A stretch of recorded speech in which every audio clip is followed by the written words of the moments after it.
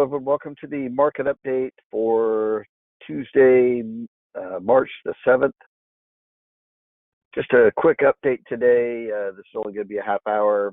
I'm out of town this week, and just wanted to make sure that we had some content that we could post, and make sure that those that are looking forward to these updates can have a little bit of an idea of what I'm seeing so far in the markets this week. And I think yesterday's move was pretty significant. We'll talk about that here in a second when we look at the charts.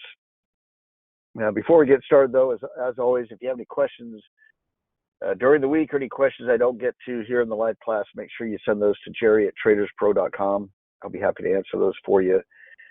Also, let me know if there's any audio issues, particularly that since I'm in a remote area, you're hearing any clicking or anything on the audio or anything like that, let me know. All right. As far as the direction alerts, not much to talk about there. As usual, we're just kind of in the middle. Although I do want to point out, we did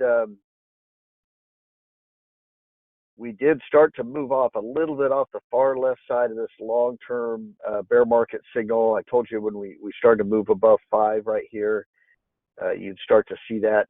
It just barely has moved above 5 there. We'll see if that's significant. Does that mark the end of the bear market? Not necessarily, but that is, if we continue to rally, we continue to move up, you'll start to see that work its way towards that bull market signal. And so we'll be kind of paying attention to that over the last little bit, over the next few weeks here. All right. The momentum indicator is right in the middle, so it's not showing overbought or oversold. Brett, same thing. It's been that way for the last couple weeks, but it's important to point that out, that it's not at any sort of extreme that would signal a imminent reversal necessarily, or it could signal a continuation. It's just not showing any sort of extreme level there. Sentiment's still very high, and this is one of the reasons why, as we look at the VIX, it's one of the reasons why I think, although it's possible we rally further, it's not likely that we're going to rally very far based on where the VIX is and where the market is right now. So I'll get to that when we get to the charts here in just a second. Buy-sell ratios, not too wide. And then the other sentiment indicator is click on it here, is right in the middle. So none of these are signaling any sort of extreme. Let's get to the chart. I think what happened yesterday was fairly significant. We'll see if there's any follow through to that today.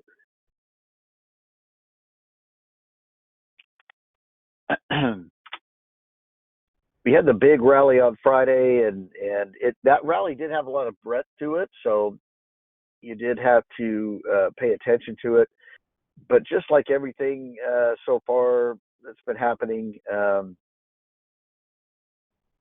it seems to be, anytime you see a move that looks like it's definitively moving in that direction, we seem to get a reversal right after that. And what I want to focus on a little bit is this bearish reversal candle that formed yesterday. That's called a shooting star candle formation. Now, again, is there still a possibility this is a bullish ABC pattern, that we're still working our way up? This is just a little bit of a pause after the first two up days. Yeah, that's definitely a possibility. I'm not suggesting that bearish reversal yesterday is breaking apart the uptrend, but it's something I do want to pay attention to, because one of the things I spent a lot of time talking about last week was the possibility that this was completing a bearish ABC pattern, and then we had kind of 5 waves down right here, and what I was looking for is maybe an ABC back up. So maybe that bearish reversal is just going to have a little bit of a pause. We rally up a little bit further.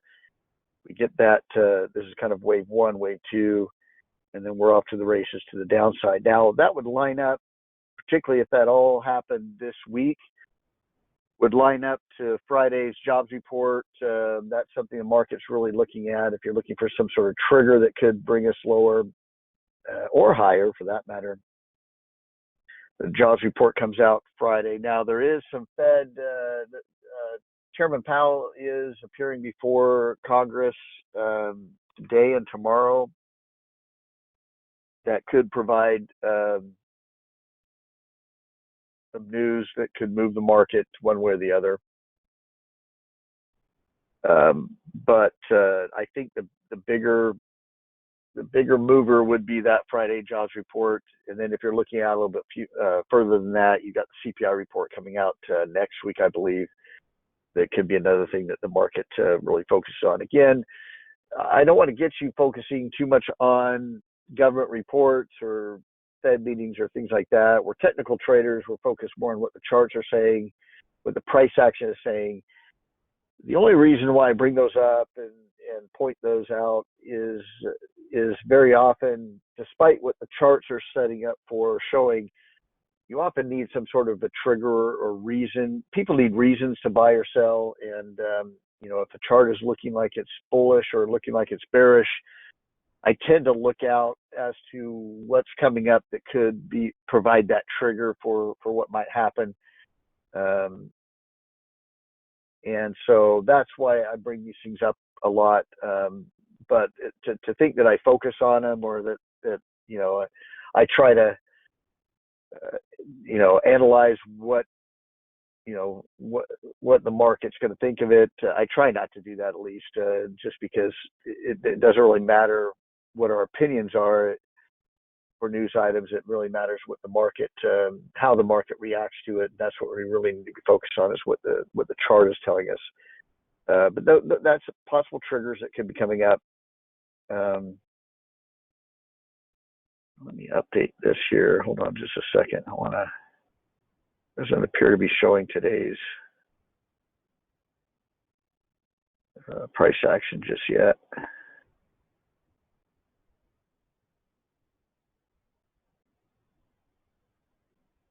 I usually don't do a class right at the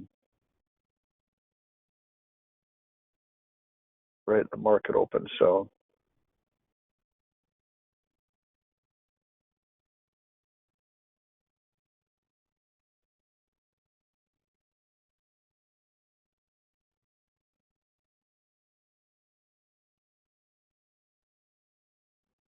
yeah, it's not showing today's. It should here in just a minute. It's usually delayed a little bit, so that's all right. Because a lot of what we'll be talking about is based off of what kind of happened yesterday. So again, you get this bearish reversal. It could just be, like I said, we were talking about this being 5 waves down. 1, 2, 3, 4, 5.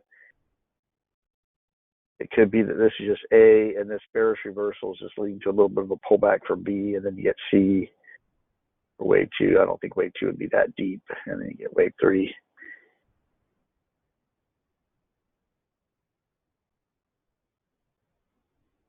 So that's something to kind of keep an eye on. Dow chart, same thing. Although the Dow chart, we're a little bit more focused on this support level right here. We bounced off of it Thursday, or that's Wednesday of last week. That's Thursday, Friday. And we're seeing if that holds. If that breaks that'd be pretty bearish. If it holds, it'd be a little bit more bullish.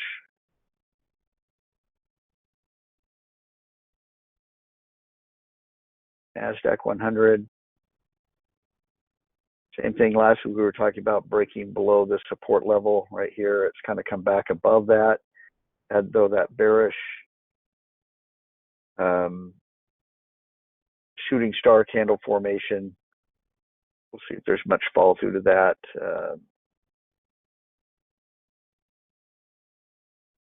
The bottom line that I'm kind of leaning towards is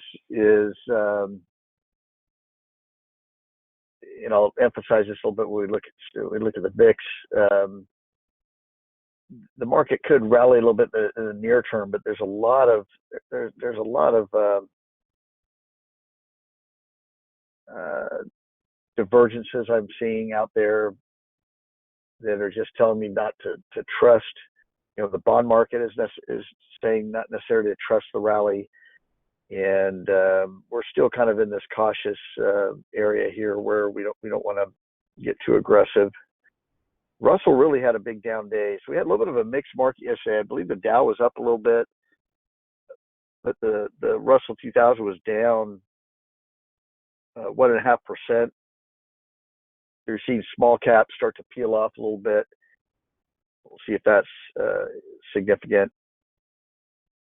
So they might have, the small caps might have already had their kind of bearish ABC pattern. They might be starting to move down. They're below their, boy, it's hard to draw these straight lines today. I'm not at a desk, so it's a bit harder to draw the straight lines here. So we'll see if it breaks back below that breakout area. It broke out, came back, kind of held a little bit of support. We'll see if it breaks below that.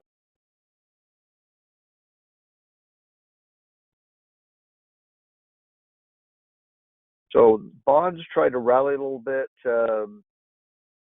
on Friday.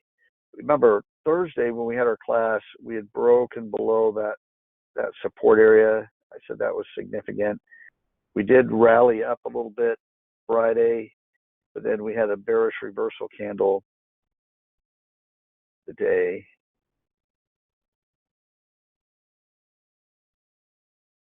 On here, just a second here.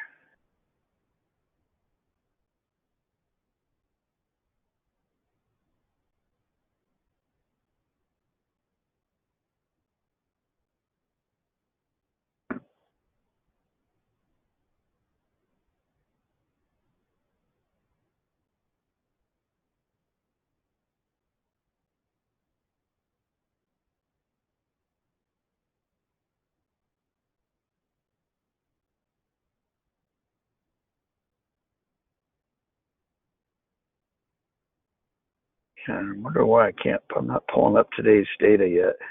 Usually it's about 10 minutes delayed, but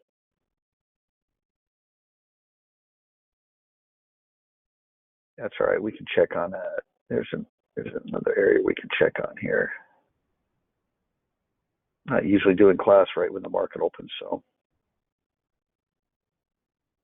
But bonds had that little bit of a bearish reversal right here.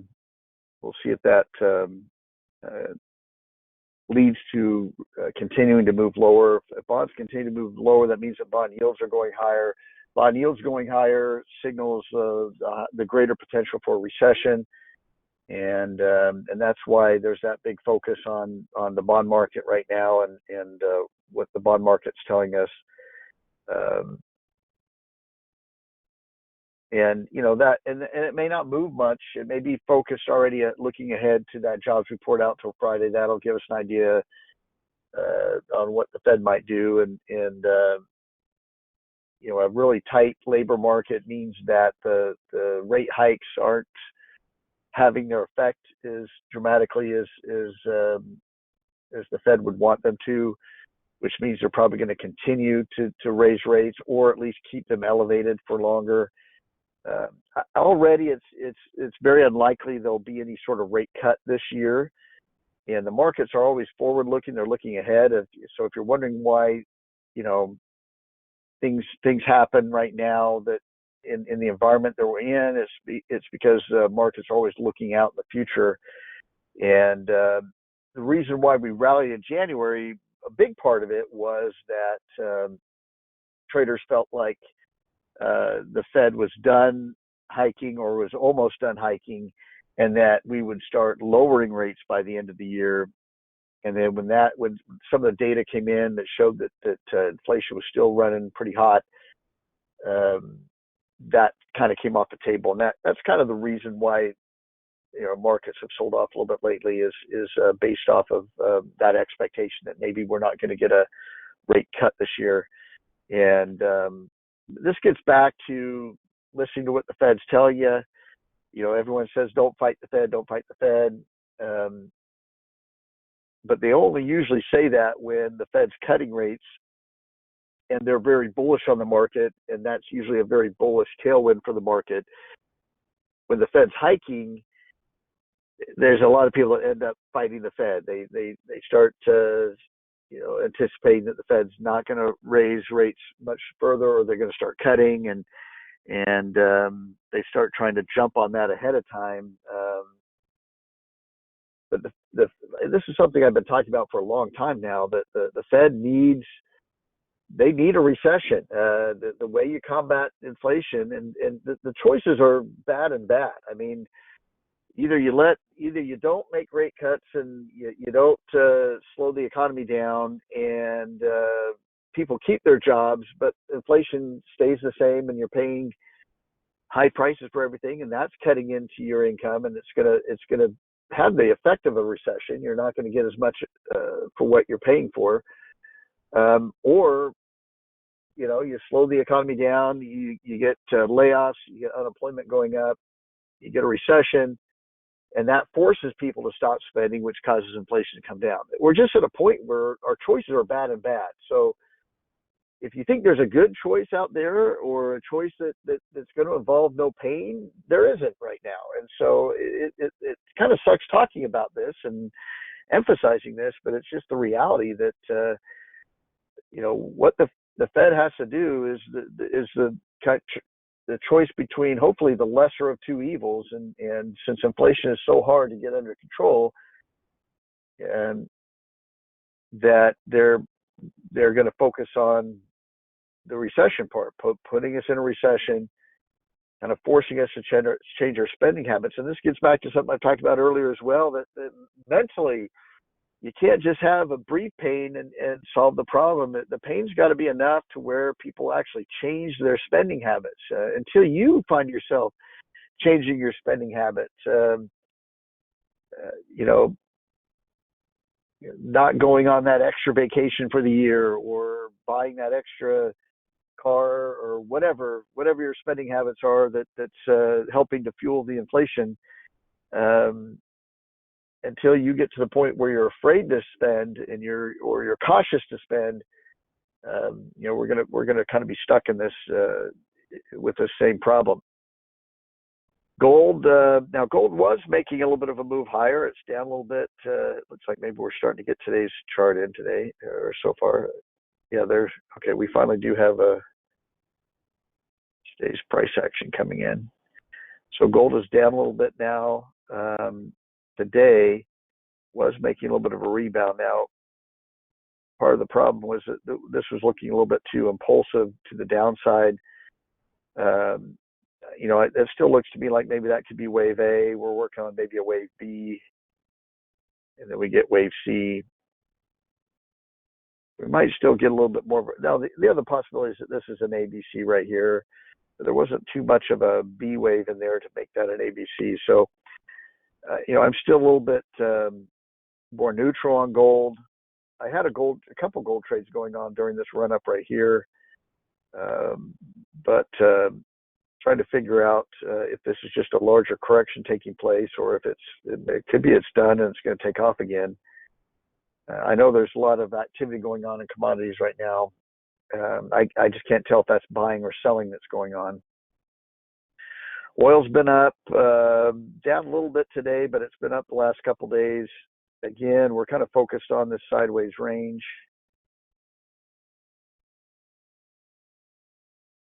Every time we've gotten down near this lower end, there is kind of that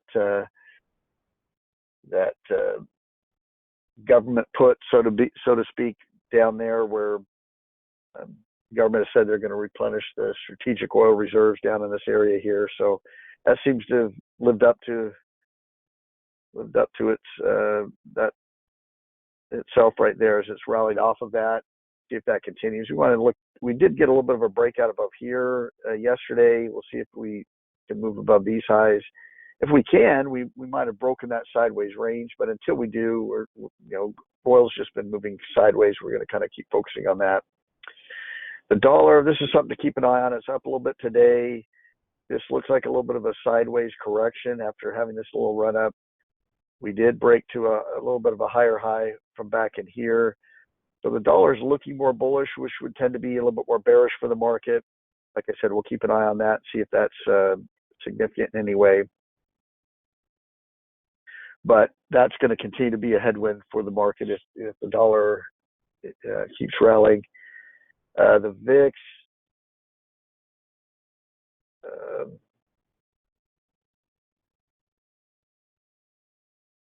this has really been a big focus for me. The VIX is down. So we had the big rally Friday, and everyone was talking about how significant that was, and there was a lot of breadth behind it. But that Friday move put the VIX down below 19. Okay, when it gets down about 18 is when we've seen market sell-offs, and so I'm looking at that saying, okay, how much further is the market going to rally with the VIX already down below 19? I've said this for a while. With the VIX down this low, it's very difficult for the market to rally significantly. Now, it doesn't mean the market has to start dropping. One of the things we've been seeing is it's been moving more sideways with the VIX down low, and that could be what we continue to see is just the market moving more sideways off of that. But I just can't see the market making any significant rally with the VIX down already below 19, and we kind of saw that yesterday.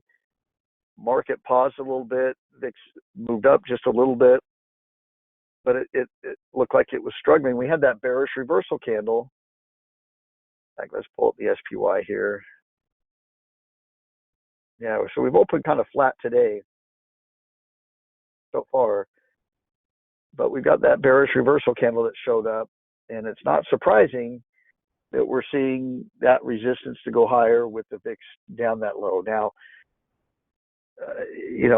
to say that means that the market is getting ready for a big drop,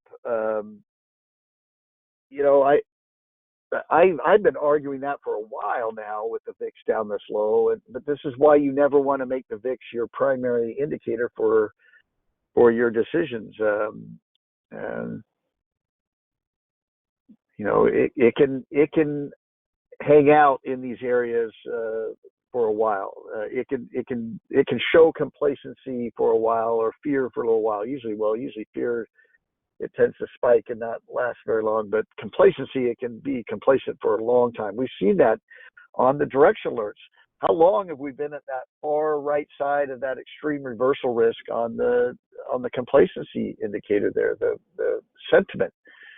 It's been there for a long time. So, but with it there, it's going to make it hard for the market to rally significantly from these levels. You tend to get more choppy, more sideways, but you also are in danger of getting a big drop. What this tells me is that, remember, when I talk about the VIX, what I talk about is that these professional traders they use it to hedge themselves. They use it to protect themselves if the market drops. They buy protective puts. So those puts will go up in value when the market goes down in value. Well, remember, they've got to spend money for those. And what's going on right now is that they're not wanting to spend money on those protected puts, and for good reason. The market just hasn't dropped, and so there hasn't been that reason to buy the protection. But they're getting lulled into this sense of, we don't need to spend the money on it. We don't need to spend the money on it. Guess what's going to happen if something rocks this market and it freaks everyone out, where everyone feels like they got to go buy protected puts? Guess who's all going to be buying protected puts at the same time? Guess what's going to shoot through the roof? That VIX indicator is going to shoot through the roof, and those premiums to buy those puts are going to shoot through the roof. And it's setting up for that right now because of how long we've been complacent, how long these traders, professional traders, have felt like they haven't needed to buy those puts, or they put off buying those protected puts because they felt like they needed to spend that extra money. This is setting up for a big drop when you start to see that behavior. But again, the timing of it, knowing exactly when it's going to trigger, is hard to tell. But it's setting up for that. I'm telling you, we're going to see that. because it's human nature. They've been putting it off. There's been no reason to buy those protected puts. We've seen it in the behavior of the VIX. It's that ticking time bomb here, and it's about to kind of show its ugly head here pretty soon. SMH chip stocks. This is looking to me like a little bit of a bearish ABC pattern right here. Although chips are up a little bit today, it's just that if this is a bullish ABC pattern, you'd start to see really more of an impulsive move up. We see more of a corrective move right through here.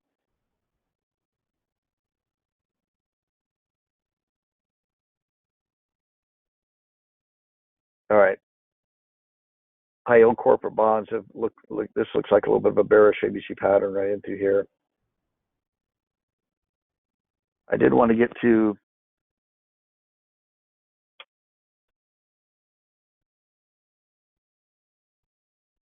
hold on here.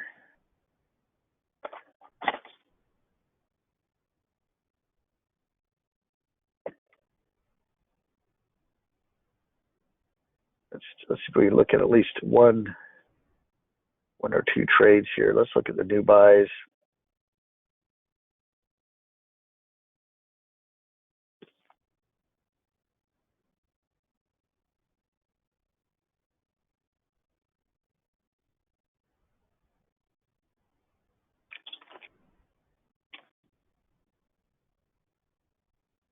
Oh, hold on here. Sorry.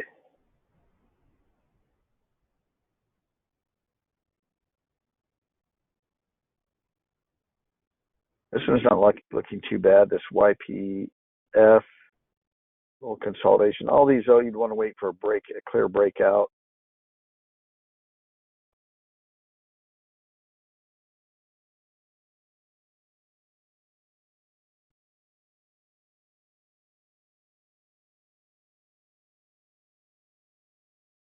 I wouldn't want to chase that one there. I can scroll down to here.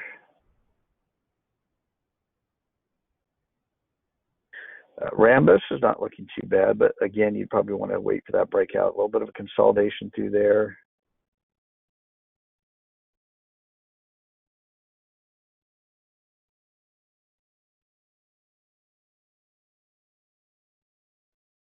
GSIQ is not looking too bad. Coming off a correction right through here.